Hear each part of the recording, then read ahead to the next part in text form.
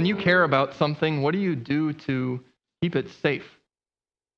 When something's important to you, how do you protect it? Maybe it's a wedding ring. Do you take it off before you do yard work or before you go swimming in a lake? Or how about your family? Do you have some sort of financial plan in place, perhaps? Well, God also protects the things that he cares about. And newsflash, he cares about you. He cares about his saints.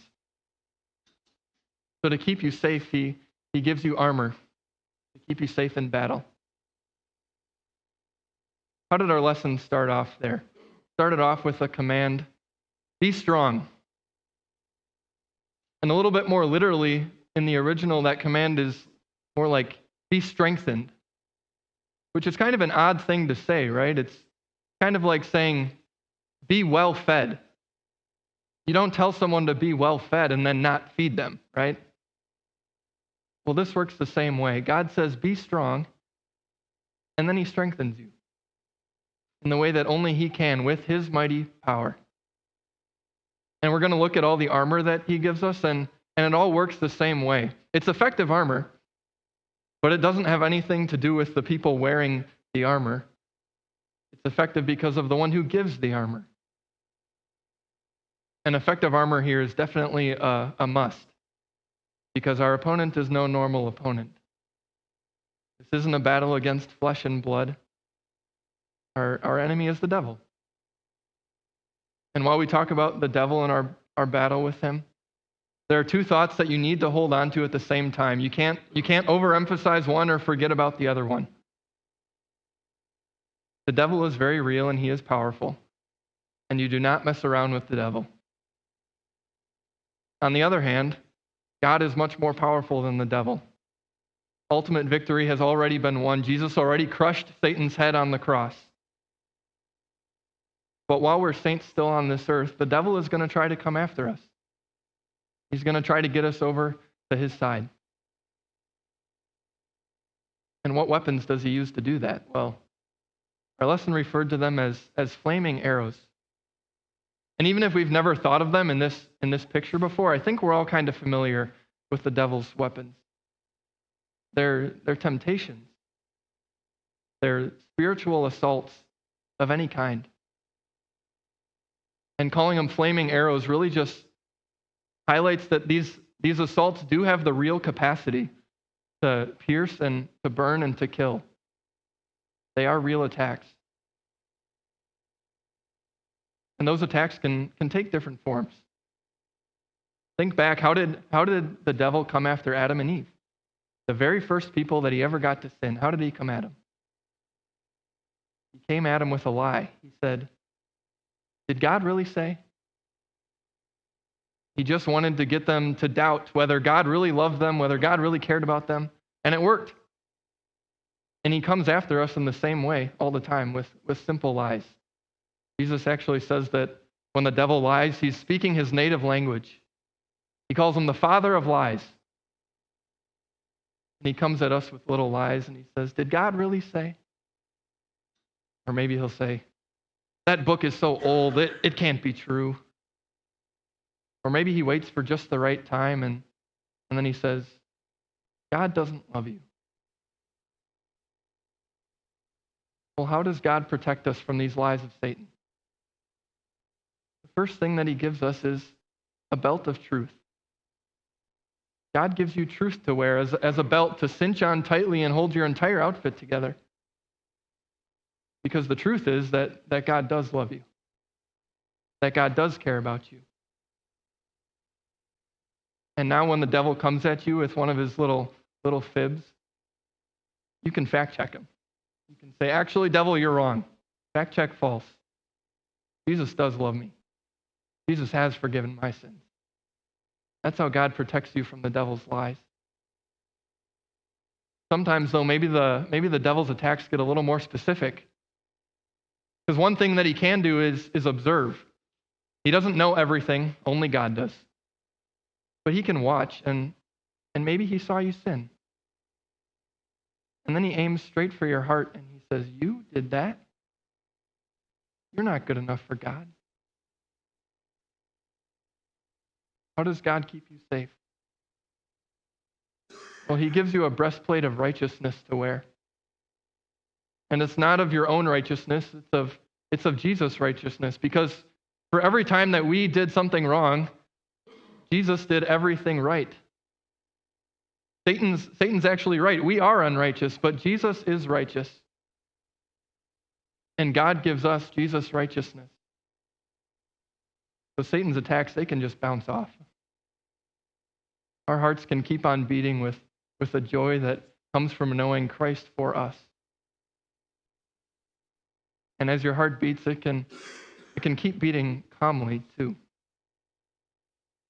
There's no need for your heart rate to skyrocket when troubles come your way and life is too much. Because God's also fitted you with peace. He's fitted your feet with peace, true peace that comes only through the gospel, true peace that only Jesus can give. And with that peace on your feet, you can sidestep any worry. You can stand firm against all anxiety because you have that peace that only comes from God. And shoes are a great thing. I love shoes, but God even does this one better. And he covers us head to toe, too. He gives us a helmet to wear to protect us against our minds, which is a good thing. Our minds can be dangerous, can't they? Sometimes Satan uses our own mind to trick us. And I'm thinking particularly here of reason. Now, God gives us reason as a tool, and we use it every day in our daily lives, whatever you're doing, picking out groceries. But sometimes we use reason in a sinful way. We reason too hard. We try too hard to understand the God who is above understanding. We try too hard to make sense of God's ways that are above our ways. And that's a bad place to be. So you know what the answer to this one is? It's the little kid's answer to every Bible question. Jesus. In our lesson, Paul calls it salvation. But if you want to talk about something that doesn't make sense, you can talk about salvation, right? Because it does not make any sense why the perfect Son of God, who didn't deserve any punishment, why he would take the punishment of the entire world on himself, and now we don't have to suffer punishment for our sins. That doesn't make any sense. But that's the truth. And that's what you get to wear as a helmet to keep you safe from Satan's attacks. And we've talked now about the belt and the breastplate and the shoes and the helmet. And some of you just get it, why this armor is important right now. Some of you are in the heat of spiritual battle. I know some of you are. Others of you, maybe you're not in the heat of battle right now. And that's okay. But I do need to remind you that day will come. I don't say it to scare you or anything, but I do need to warn you that day will come when Satan tries to come after you. That day came for Job and for Joseph and David and Peter. And it really shouldn't be a surprise. You guys know Jesus. You know the gospel. The gospel is preached in this place. So of course, Satan is going to make you a target. That's why you need to be ready. What about, though, those times when you're not quite ready? Those times when you're stuck in a temptation and you're very vulnerable to Satan's attacks. What about those times when Satan is bearing down on you and you haven't tightened your belt as tightly as you should have? When you haven't struggled against that sin as strongly as you should have? And yeah, maybe it is your fault that relationship is broken. What about then? Well, it's for those times that God gives us a shield. The Apostle Paul, when he wrote this, he was in a Roman prison. He was very familiar with with Roman soldiers and all their equipment. And the shield he's looking at is not one of those little round shields you can bandy about. The shield he's looking at is a Roman shield, a full body shield, like 4 feet high, 2.5 feet wide. You can crouch behind this thing and your whole body is protected. And with that shield in mind, God gives you a shield of faith. A shield of faith that covers over all your vulnerabilities. Faith clings to Christ in the face of Satan. When Satan is bearing down on you, faith clings to Christ, and faith says, no. I may have sinned. I may have messed up. But there is a Holy One who is pure and righteous. He made himself vulnerable and took the ultimate wound in my place. Where there is defect in my life, he strengthens me and he fights for me. And him you cannot condemn. Faith answers Satan, and Satan is forced to flee.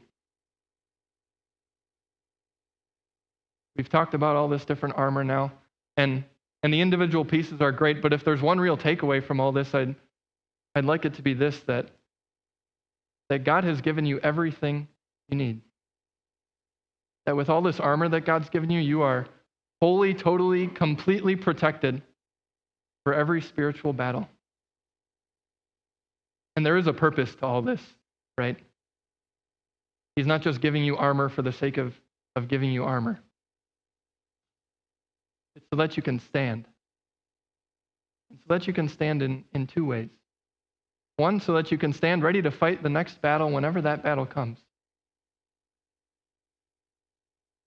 But it's also so that you can stand at the end. So that you can stand around God's throne with all your fellow saints, all your battle-hardened fellow saints who have gone before you and who are with you here today. So you can be in that glorious throng. That's why God strengthens you. That's why God gives you armor, so that someday you can be with Jesus. And to that end, he gives you one more thing too. In the movie from the 90s on the Battle of Gettysburg, there's a scene right before the Battle of Little Round Top where some last-minute troops show up to the Union Army, and the commanding officer says, "Get these men some rifles." And the second in command says, "Sir, there are no more rifles." And then the commander just says, "Well, wait a minute, there will be." The shooting's about to start, and they don't have a weapon. But for all the time that you're a saint here still on earth, God doesn't leave you without a weapon. He gives you the only weapon you're ever going to need. It's a sword that's made by and given by the Spirit. It's fit for every spiritual battle you find yourself in.